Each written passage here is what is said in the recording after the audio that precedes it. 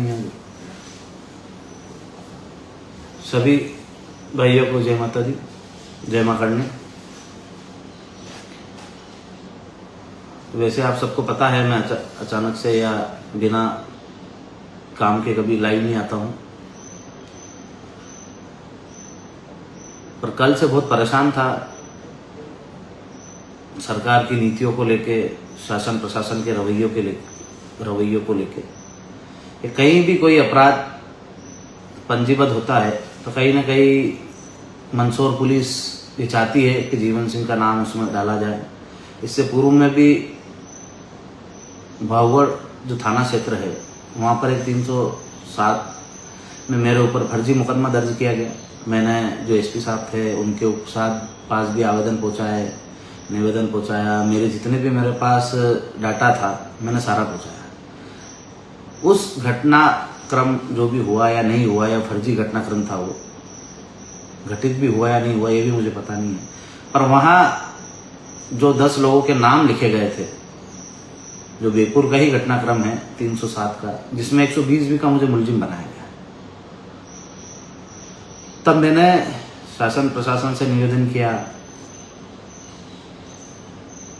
अपनी आवाज़ को वहाँ तक पहुँचाया, अपने कार्यकर्ताओं को, अपने भाइयों को वहाँ तक पहुँचाया, बोला कि भैया अपने एविडेंस दे के आओ।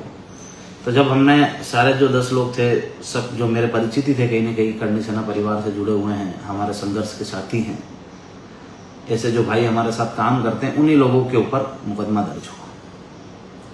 मुकदमा दर्ज हुआ तो जो रणजीत सिंह जी उर्फ टमा बना थे वो उदयपुर में थे, जिनको अपराधी मानकर ये एफआईआर लिखी गई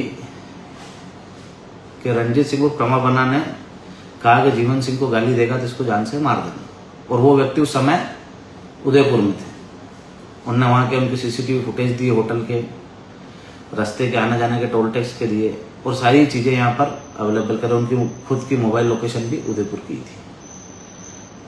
उसके बावजूद भी उनके कहने पे यदि बोला गया है एफआईआर में कि रणजीत सिंह टमा आया और उसने बोला कि जीवन सिंह को गाली देगा तो तुझे जान से मार देंगे, वो व्यक्ति खुद ही वहाँ उपस्थित नहीं है, वो खुद ही उदयपुर है। उसके बाद जो जितने भी 8-9 नाम थे, और उसमें मैं भी खुद स्वयं मैं मेरे घर पे बैठा था, कैमरे की निगरानी में था, क्योंकि कैमरे की निगरानी में मैं जानबूझ के नहीं हूँ। मैंने जब से मेरे ऊपर बिना फालतू से फर्जी अपराध दर्ज होने लगे, जैसे मैंने पूर्व में भी 1 साल फरारी काटी 8 जनवरी के पहले, जब मैंने भोपाल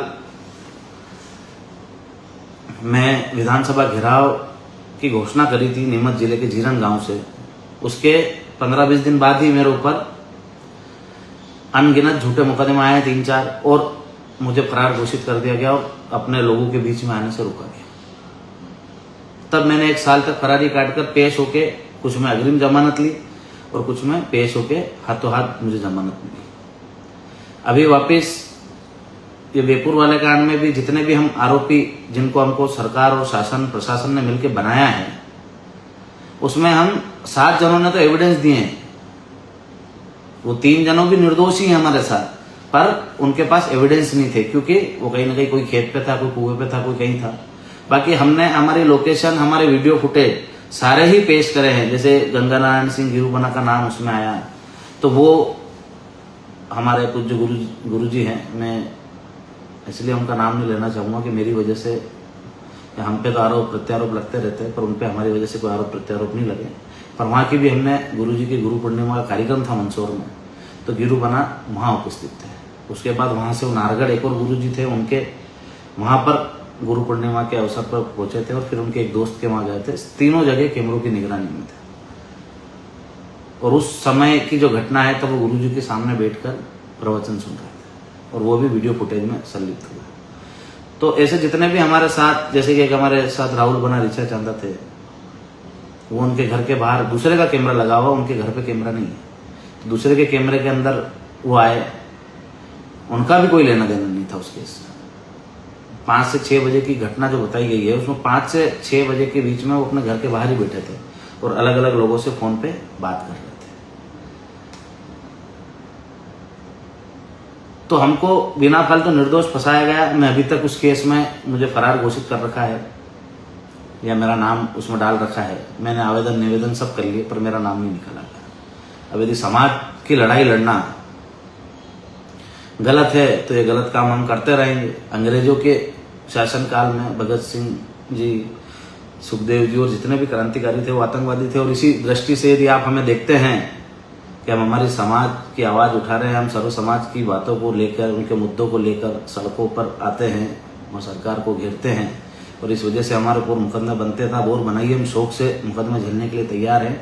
और अभी जो वर्तमान का जो मुकदमा है उसके लिए मैं लाइव आया हूँ। पिछले मुकदमे के लिए भी मैं लाइव आने वाला था, साथियों ने बोला कि नहीं, इनने बाय मिस्टेक डाला है, तो अपन जांच में कानून प्रक्रिया से बहाल होंगे।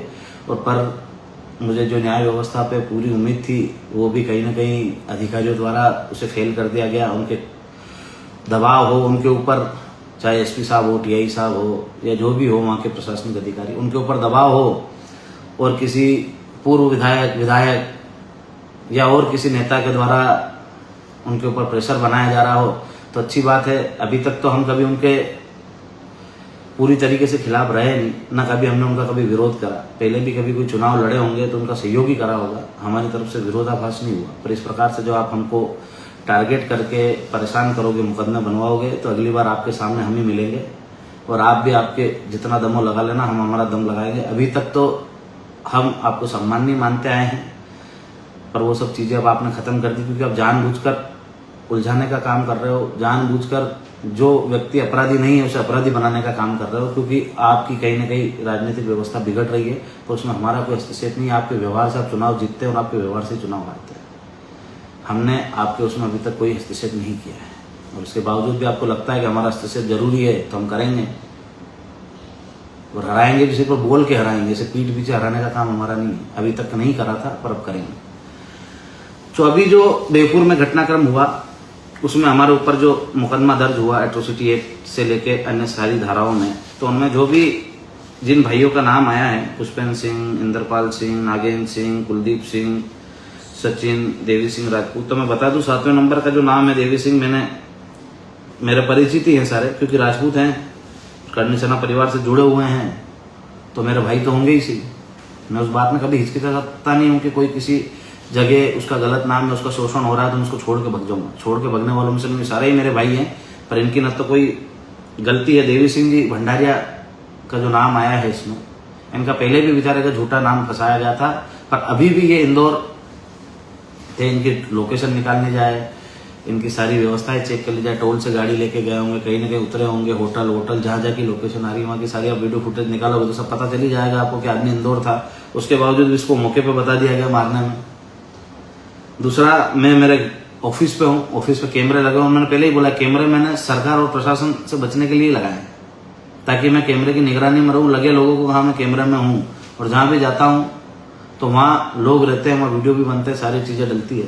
तो मैं जब से यहाँ था तो दिन भर से यहीं था और कैमरे की निगरानी में था, मेरा इसमें कोई हस्तक्षेप ही नहीं है। और पहली बात, दारू कंपनी की और वहाँ गाँव के लोगों की जो विवाद है, तो गाँव वाले और दारू कंपनी, मेरा दारू कंपनी से कौन सा विवाद है? मेरे को विवाद करना होगा या लड़ना होगा उनसे, या मेरी उनसे कोई परेशानी होगी तो मैं आमने सामने जाके लड़ूंगा।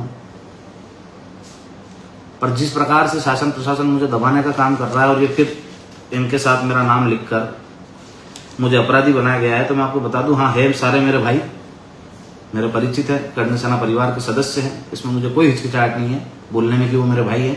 पर इस केस से मेरा कोई लेना देना नहीं है। यदि मेरे से जुड़ा हुआ व्यक्ति, कर्णी सेना परिवार का कोई व्यक्ति यदि किसी अपराध में संलिप्त भी पाया जाता है तो उसमें मैं दोषी कैसे हो गया? मैंने उनको थोड़ी बोला कि तुम अपराध करो। यदि कोई उनसे आके लड़ेगा तो सबकी अपनी अपनी व्यवस्था है।